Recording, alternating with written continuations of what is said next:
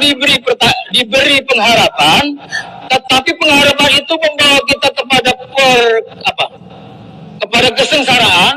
Kesengsaraan itu membuat kita tekun, ketekunan kita itu membuat kita tahan uji membuat kita melihat ke depan bahwa pengharapan kita akan kemuliaan yang diberikan kepada kita itu kokoh, kuat.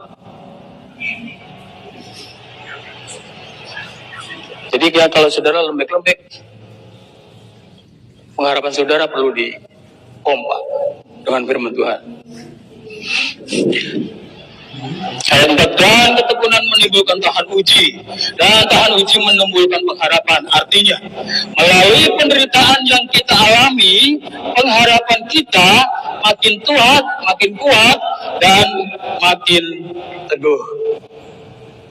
Melalui kesengsaraan kita, dan kita menghadapinya dengan tekun, maka iman kita terhadap pengharapan yang akan kita peroleh itu makin teguh. Pengharapan kita makin kuat dan makin teguh.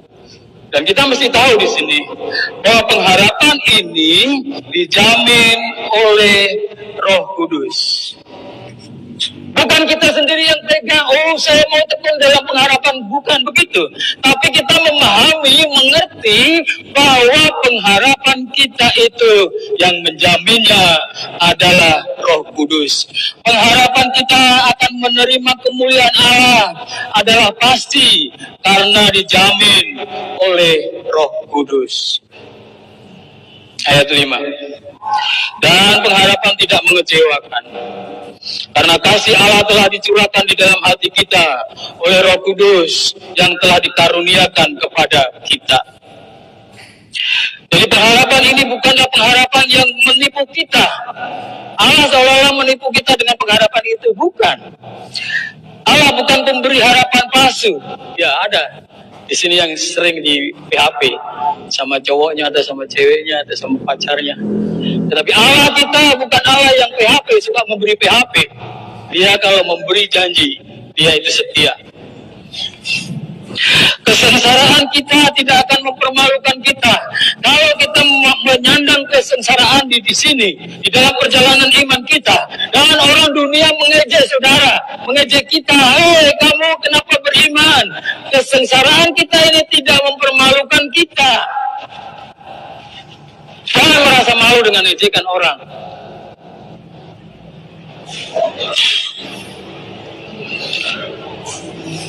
Penderitaan tidak akan menghilangkan pengharapan kita, karena dimeteraikan oleh Roh Kudus sebagai curahan kasih Allah. Kasih Allah yang tercurah pada kita lebih kuat daripada segala kesengsaraan yang kita alami karena Kristus. Jadi kita beroleh kasih karunia, kita beroleh keselamatan, kita beroleh kasih dari Tuhan, kita dibawa masuk ke dalam kesengsaraan, tetapi kasih yang kita terima dari Tuhan itu lebih tinggi, lebih besar, lebih kuat, lebih hebat dari kesengsaraan yang kita alami. Tidak ada yang dapat memisahkan kita dari kasih dan pengharapan kita kepada Kristus. Roma 8 ayat 35. Siapakah yang akan memisahkan kita dari kasih Kristus? Penindasan atau kesesatan, atau penganiayaan, atau kelaparan, atau ketelanjangan, atau bahaya, atau pedang? Tidak ada satupun yang bisa memisahkan kita dari kasih Kristus. Kesengsaraan yang kita alami itu adalah jalan untuk semakin meneguhkan kita kepada pengharapan kita, yaitu kemuliaan yang akan diberikan kepada kita. Ayat dari Roma 8:35 ini, di dalam ayat yang ke-37 dikatakan, bahkan kamu akan menjadi lebih dari pemenang. Apa artinya lebih dari pemenang itu? Ini gambaran dari perang. Kalau dua pihak perang, yang menang itu bonyok enggak? Kalau dua pihak, Ukraina sama Rusia misalnya, perang, Rusia bilang menang, tapi Rusia bonyok enggak? Remuk enggak? Kalau zaman dulu orang berperang itu ada yang kalah, ada yang menang. Mereka bawa pedang, bawa tombak dan sebagainya. Tetapi bahkan yang menang pun mereka pasti kehilangan.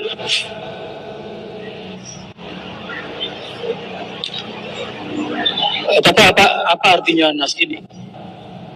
Bahwa kita akan menjadi pemenang, bahkan lebih dari pemenang.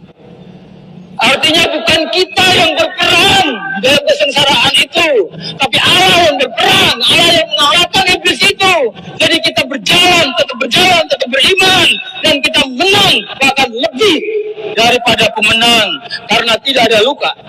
Kesengsaraan itu tidak melukai kita, tapi kesengsaraan itu membangun kita, menyehatkan kita, dan menjadikan kita makin teguh di dalam melihat memandang ke depan kemuliaan yang akan diberikan Allah kepada kita.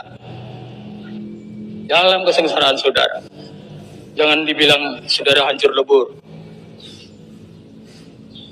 Kalau saudara mengalami kesengsaraan di dalam Kristus, saudara justru dibangun.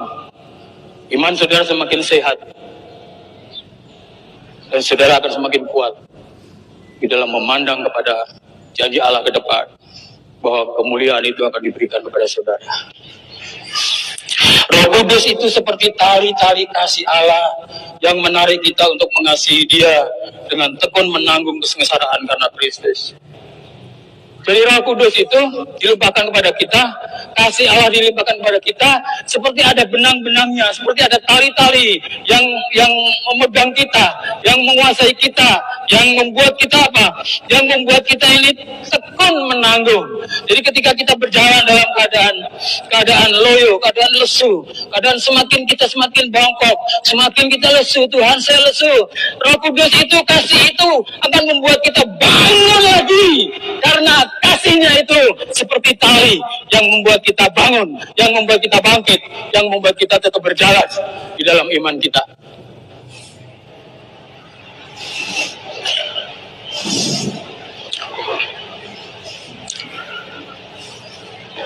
Sehingga iman kita dalam Kristus akan terus terpancar melalui ketekunan pengharapan pada kemuliaan Allah yang akan kita terima.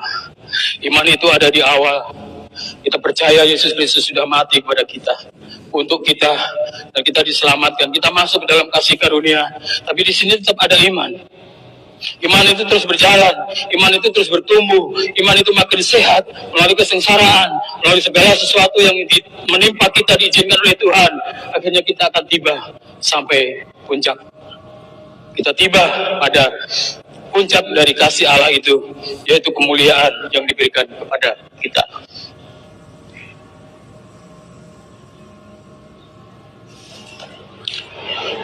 Saya mau saudara memperhatikan ini. Pengharapan ini bersifat rohani. Pengharapan ini bersifat rohani. Kita hidup di dalam dunia ini banyak mempunyai pengharapan. Meskipun kita memiliki banyak pengharapan dalam hidup ini kepada Kristus, apa saja pengharapan itu? Hidup kita, anak-anak kita, jabatan kita, profesi kita, karir kita, dan sebagainya, nama baik kita, dan sebagainya. Semua kita boleh berharap kepada Tuhan. Tetapi Allah memberikan pengharapan yang lebih utama, yaitu menerima kemuliaan Allah. Artinya hidup kekal bersama Kristus dalam kemuliaannya.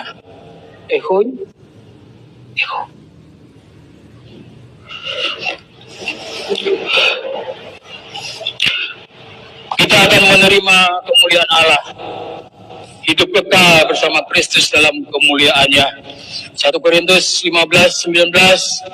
Jikalau kita hanya dalam hidup ini saja menaruh pengharapan pada Kristus, maka kita adalah orang-orang yang paling malang dari segala manusia. Ini Paulus yang berkata ya. Firman Tuhan yang berkata. Sekali lagi kita boleh mempunyai pengharapan di dalam hidup kita ini. Ya, sejak kecil kita berharap menjadi besar. Tamat SD, tamat SMP, tamat SMA, kuliah dan sebagainya, bekerja dan menikah dan sebagainya, punya anak dan sebagainya. Kita terlalu banyak mempunyai pengharapan kepada Tuhan di dalam dunia ini. Tapi sekali lagi, jikalau kita hanya dalam hidup ini saja menaruh pengharapan pada Kristus, maka kita adalah orang-orang yang paling malang dari manusia. Artinya apa? Sekali lagi, pengharapan kita duniawi mesti kita arahkan kepada pengharapan surgawi. Saya mau pengharapan surgawi itu Tuhan. Beri saya mengerti, beri saya mensinkronkan apa yang saya alami di dalam kehidupan saya ini. Beri saya setting hidup saya untuk saya melihat ke depan, dan hidup saya di dalam perjalanan hidup saya ini akan bersandar, bergantung kepada visi Allah, visi akhir, bahwa Allah akan memberi kami kemuliaan di surga bersama dengan Kristus. Hidup di dalam Kristus adalah hidup di masa depan, di masa kekekalan, bukan hidup hari ini saja.